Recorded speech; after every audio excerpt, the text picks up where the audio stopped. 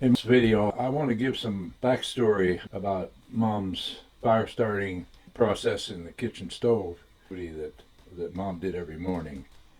There was a lot of work went into being able to reach the point where she stood at the stove and performed the final acts of that scenario. Of course, involved were wood and coal as a fuel. The coal was purchased annually in the fall, 5 tons of it, and the price delivered to the front highway there in front of the house and dumped from a 5-ton truck was $5. It was $1 a ton.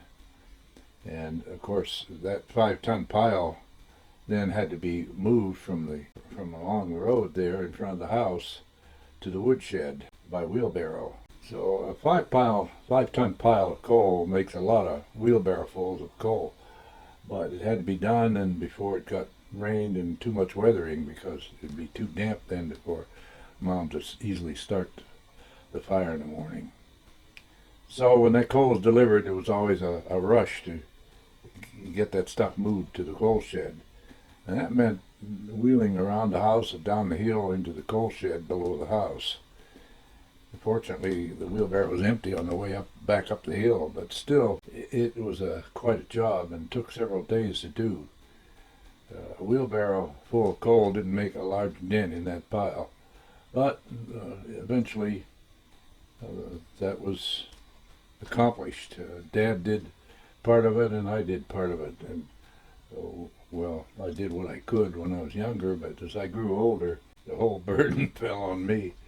But anyway, the coal had to be stored in a protected area, which was a coal and woodshed, and then it had to be carried in the coal buckets from the woodshed up the 22 steps to the kitchen level and placed inside the house there next to the stove. As I grew older, I carried 2 buckets at a time, but when I was younger, I'd carry a half a bucket at a time and make several trips. But in any case, there was a lot of work to get the coal at the station there by the stove. The wood had to come from the forest, and we always just used trees that were down already and lost to any cultivation or use. Dad and I would go out in the woods with our crosscut saw and axe, and with the old baby Grand Chevy pulling what was called a stone boat. It was a wooden running sled, a heavy sled behind the car, and I'll describe this car later, but it was an open touring car, a 1921 model, a baby Grand Chevy, and it had a very low geared ratio, so it didn't have any trouble pulling the sled, and even after it was full. So we'd go out to this part of the woods where Dad had noticed some trees that had fallen and were down, and we'd take this crosscut saw and cut the appropriate lengths, probably 18 inches or so, and stack it on the stone boat, and then we'd fill up the inside of the back seat of the car with pieces of wood. So we had a pretty good load each time we went.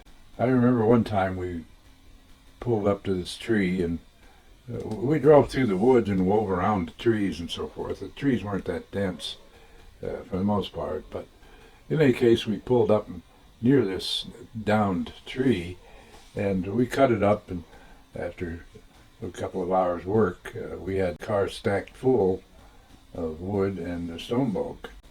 So Dad got in and went through the process of starting the old car, which usually started all right, and he jumped in the seat and put it in gear, but all the wheels did were spin, and we couldn't move.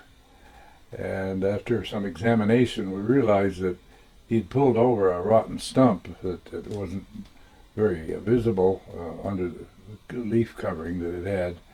And as we loaded the old car with the cargo, the wheels sank into the ground and settled the differential on top of that old stump, so we didn't have any traction when we tried to move.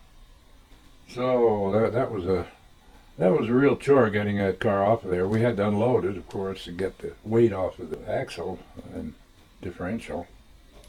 Then we had to jack it up and put material underneath the wheels so that the car was cleared of the stump. But we eventually got it and drug it down across the fields and over to the woodshed. And then those pieces were thrown into the woodshed in a large pile. And we kept accumulating this pile. A few days or every opportunity we had, we'd go out in the woods and get another load of wood. And between times, it was my job to chop these pieces of wood into finer strips of kindling so that Mom could easily get them started in the morning.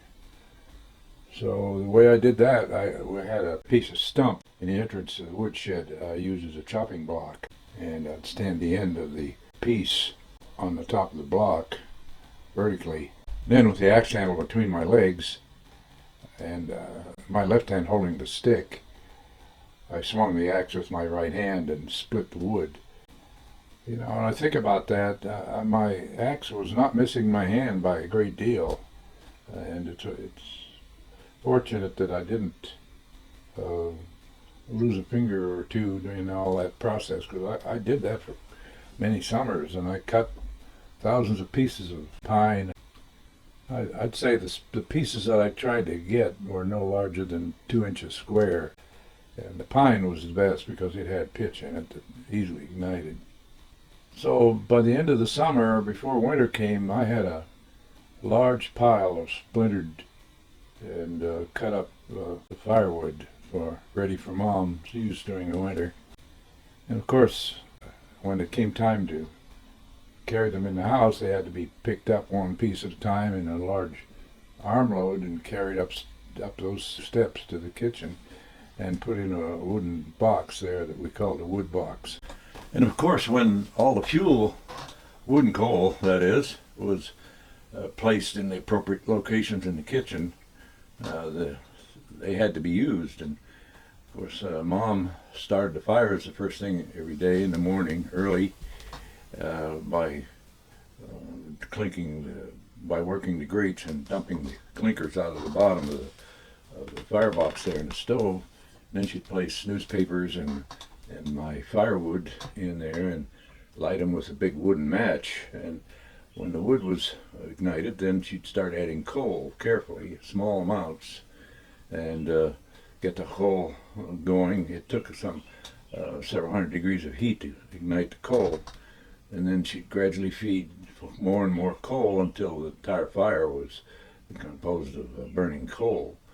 It gave off substantial heat, but of course in the wintertime the house was comparable to the exterior temperatures, so it took a long time to raise the temperature in the rooms in the kitchen. Primarily, the other rooms were never heated, except on rare occasions in the living room where the big old stove was fired up. And that was done, well, it wasn't done while Dad was in the CC camps. We never did that because it required too much effort to carry the fuel for that stove too. But during the years that Dad was there, in the evenings, if it was really cold, the stove would be fired up and make it a little more comfortable in the sitting room there where, well, Dad would read a newspaper, I guess, or talk, or it just made a little more warm space in the house. But of course, the upstairs were bitterly cold all the time, or scorchingly hot. But Mom had to nurse that fire for perhaps an hour before it was going well on its own. And the coal, of course, had to be put into the stove with a small shovel out of the buckets that were placed adjacent to the stove, where she could reach down into the bucket with a small scoop shovel and take the griddle off of the top of the stove and put the coal inside. She had it down pat, and she was always able to get the fire going in the minimum amount of time, but it laborious process, and I remember seeing her standing there next to the stove in her long nightgown, heavy woolen, or cotton, very thick anyway, nightgown down to her ankles, and then with a jacket or two over that. And I don't remember anything she put on her head, but it was a cold business, and it took perseverance and just persistence in doing that every morning. She had it tough, to say the least. And I don't want to impugn my father. He was working outside, or he never sat around the house. He was not lazy by any stretch of the imagination. And when I say I chopped wood, certainly he chopped probably more than I did, but since this is my story, I'm not going to give him any more credit than I can help. But Dad was a good man, and he was kind, and he was a hard worker, but he certainly was frustrated with this depression business and not being able to find meaningful work that would gain an income to take some of the pressure off of the needs of our household. But shoveling coal from the buckets into the stove, inevitably some of it would fall out of the shovel before it got into the stove. So Mom had an endless battle against dirt. And she wasn't a scrupulous, clean crackpot, but she wanted things kept as clean as possible anyway. And she had a daily battle with sweeping the floor with mud or coal that had been spilled, or other dirt that was tracked in from the barn, or whatever it was. It was always a struggle for her to keep the floors clean and, well, just be a good housewife. And we didn't cooperate as much as we should have. I don't know. I know she I don't know how many times she said, "Don't you track those muddy shoes or boots in this house," and of course we'd try to do that to make it easier for us, but if we left if mud or something came off our boots onto the floor, or our shoes, we heard about it. But of course she got busy with the broom and the dustpan and would sweep it up. Of course, this combustion produced waste products, fine ashes, and other little larger incombustible chunks that were included with as they were consumed, fell down through the grates into a pan beneath the firebox. That pan filled up fairly quickly, and it had to be pulled out of the front of the stove through a long, narrow door. This pan was probably 3 inches deep, and the size of the combustion box, about, I'd say, 2 feet long and maybe a foot wide. And when it got filled, it would restrict the airflow through the grates into the fire. So it had to be kept emptied, and that had to be done. I believe she did that about twice a day, which meant she had to pull that out.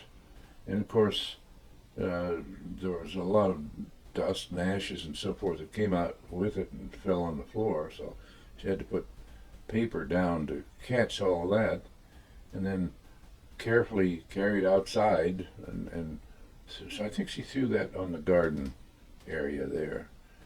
But it was a source of dirt and fine dust. The ash was usually pretty fine, and there were larger chunks in it, of course, but it was dirty. And she used those ashes too, now that I remember, to make soap, as I mentioned earlier. The kitchen table was always covered with what was called oilcloth. It was I don't know, some kind of a thin coating of plastic over fabric. And I can't imagine what kind of plastic it was. In those days, plastics was a very limited.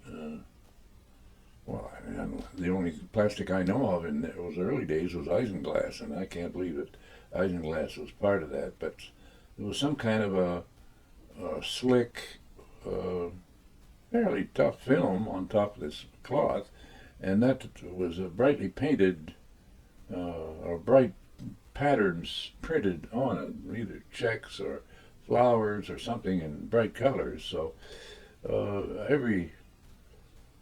don't know how long it was lasted, maybe a year. I know they got the covering got pretty tattered after a while, and Mom would buy some more. It must have been pretty cheap because it cost money to replace it, and it wasn't done very often, but it really brightened up the kitchen. Of course, Mom had to wash and dry the dishes after supper, and in the summer, I don't know what she did after supper. I know that she'd frequently go out to the garden and play around with her vegetables or flowers. I don't have any memory of exactly what she did, especially in the winter when there wasn't anything growing outside and it was cold. I don't know what either one of them did after supper, other than as I said, the garden work in the summertime. So we usually worked till dark or close to it, cultivating or whatever. There was an endless array of chores that never seemed to get completed. Life became a lot easier for Mom after 1939, when the REA turned on the power and gave us electricity. The REA was an organization established by President Roosevelt in the 30s, in the mid-30s, to provide electricity to the rural countryside. Frenchville, a couple miles away, had had electricity for several years, but it was installed by the Pennsylvania Power and Electric Company. It was a privately owned operation, and they couldn't afford to install power lines where the return on the investment was actually a negative situation. So they only installed lines where the housing and towns were able to be connected in reasonably short distances. So the REA, Rural Electrification Association, was established by the government, by President Roosevelt, and used government funding to provide electricity to remote locations such as ours throughout the country. This work began in 1936, and by the time it got to our area, it was probably 1937 or 38. I don't remember the year. I do remember the survey that was made to locate the line and the pole locations and the guy wires that supported it. And I remember walking with Dad through the woods where they had the surveyors had driven stakes to indicate where the poles and the guy wires were supposed to be installed. Well, I didn't know I never heard of guy wire. Never heard that term before, but Guy was my father's name. And as we were walking along, I saw a stake driven in the ground with the word GUY on it. And so I was surprised to see his name on the stake, and I asked him why it was there, and then he told me that was a wire to support the pole at a turn or a change of direction. The wire that comes down at an angle from the top of the pole to anchor in the ground. So it wasn't long after that when the manpower appeared and the trees were cut and slashed through the woods and over the hills and so forth, and direct lines was made, and the holes then were for the poles were then dug. I remember the pole that was installed right at our front yard fence, and I remember talking to the guy that was digging the hole. It was Hillary Billett, the same Hillary Billett that got married and drove over our chickens, which I'll talk about a little later on. But in any case, he was digging a hole. All the holes were dug manually and with long-handled pivoting shovels. I remember he went through a coal seam there right in front of the house. We talked about it, but it had too much contaminants in it to make it commercially profitable to evacuate. The poles and the wires were soon strung, and of course, before we could enjoy the electricity, our house had to be wired.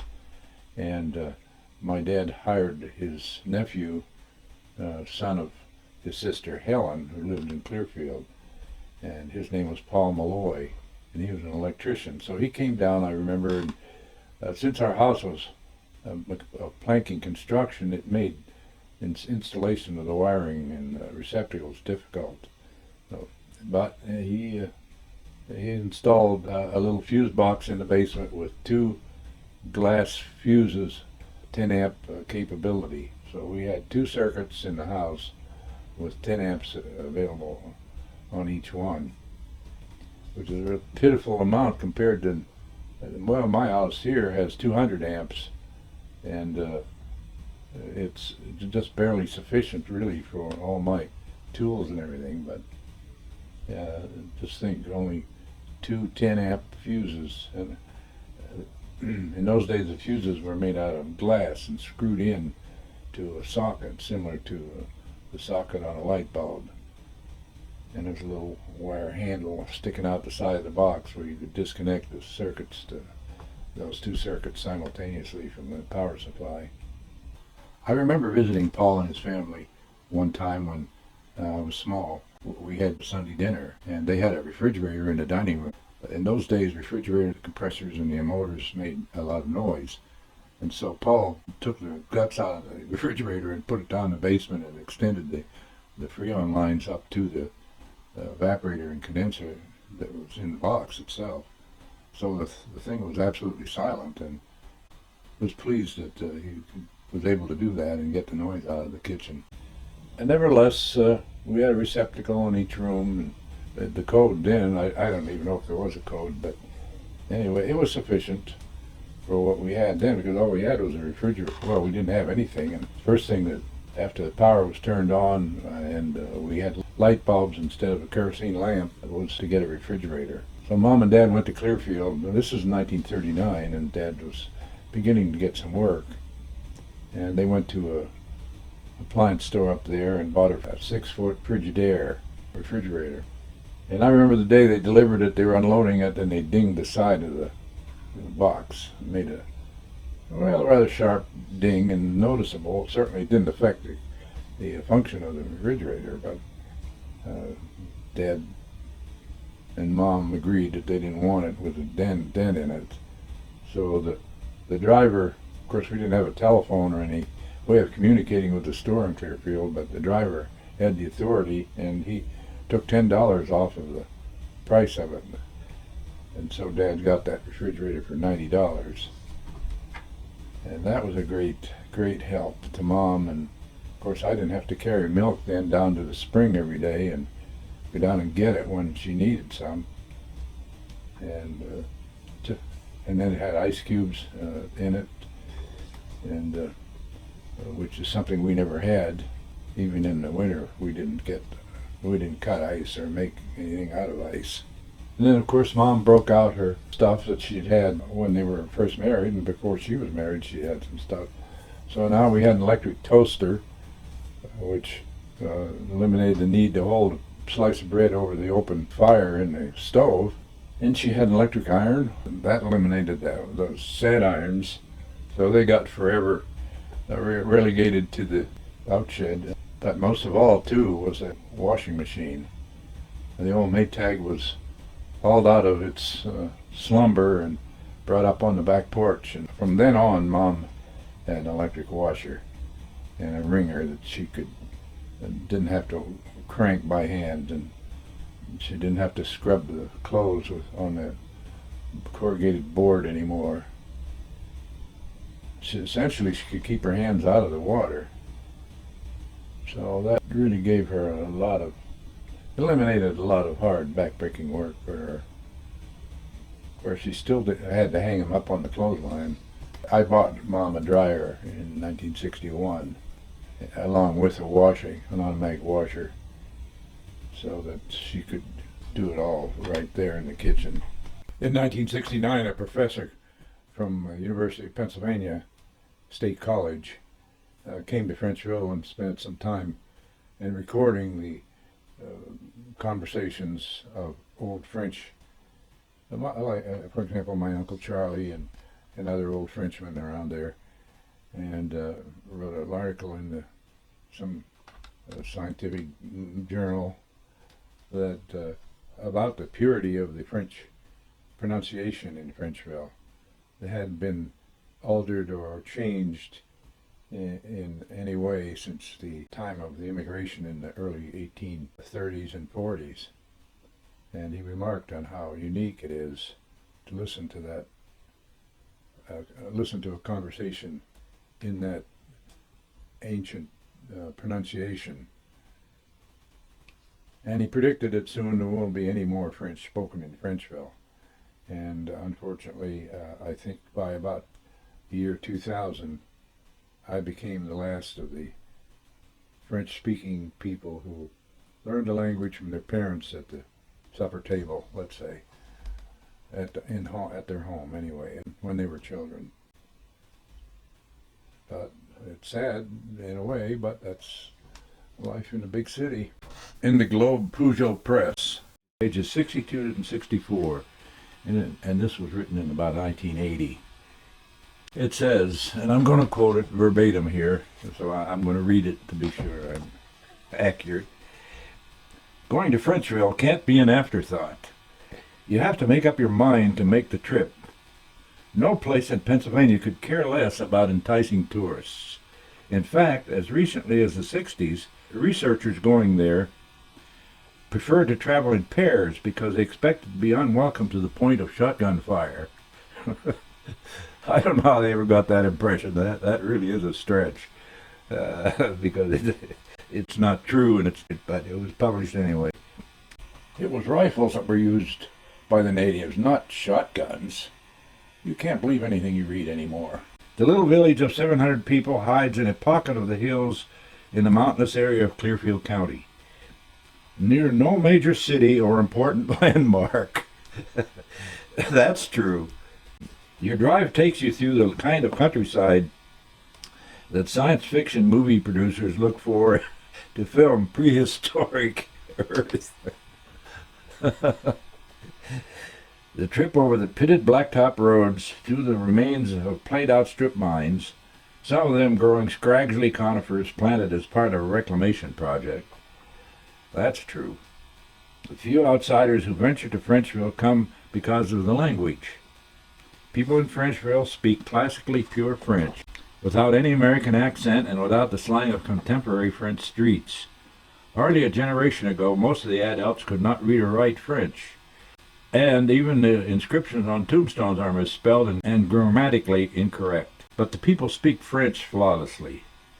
What seems to have happened begins nearly 150 years ago, when the villagers' ancestors walked overland from parts of Baltimore and New York to settle here.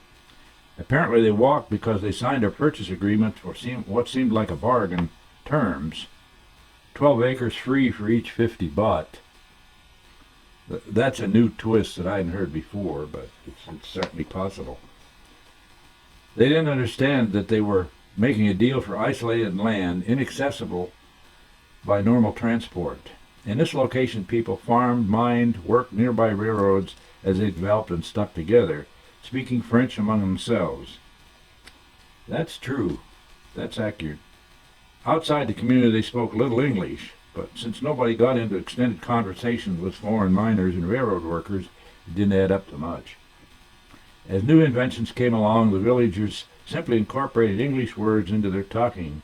For example, automobile, radio, television. Aside from such words, the language in French will remain pure classical French. Consolidated schools educating children outside the community have been diluting the effort for the past 10 or 20 years, as has television. But you can still hear the old French from villagers named Roussy, Rougy, and Ploubel. People who remember apple butter making parties and French festivals. The best way to get a taste of the phenomenon of a special village is to park your car, walk the street, wander through the graveyard inspecting headstones, stop into the few stores, the taverns, plural, and perhaps the post office, and simply respectfully listen. To get to Frenchville, go north on Route 879 from I-80 to Clearfield. After your visit, you may want to return to Clearfield, where you'll find fairly inexpensive rates at one of the several good quality standard motels. You may enjoy walking the Clearfield streets to see several historic buildings that are in full use downtown. An article in the Journal du Dimanche, the Sunday journal, established in Paris, France, described the perfection of 18th century French spoken in Frenchville. The only corruption was the use of English words, such as automobile, airplane, radio, and other modern inventions for which no French words had been invented. The Dallas Morning News of July 28, 1983, ran a similar story. The Sunday Bulletin, published in Philadelphia August 17, 1969, ran an extensive article about Frenchville and quoted Dr. Simon Velasco, Romance language professor at Pennsylvania State University, who said, "The language is surprisingly pure, considering that people came from several parts of France and have been handing it down unalterated for 5 generations. I took some of my students out to Frenchville a while back and took some recordings of the people speaking French. At least now we have a permanent record of the French spoken in Frenchville." At the time Dr. Velasco made these recordings, there were still a number of old-timers and some younger ones alive who possessed the skills to flawlessly speak this 18th century French. Today, at the beginning of the 21st century, these people are gone, and few of the remaining older residents can say more than a few words. My own experience in Frenchville and in France, when I was there a number of times, it proved to be awkward to converse anymore, and it shows how, since my dad died in 1961, I haven't spoken French more than several hours in this whole time frame. How quickly it seems that, in spite of speaking French from the time of my birth, for a little over 30 years of my life, that it has escaped fluency and ease. So I think it's time to end this video, and we'll go to the next one.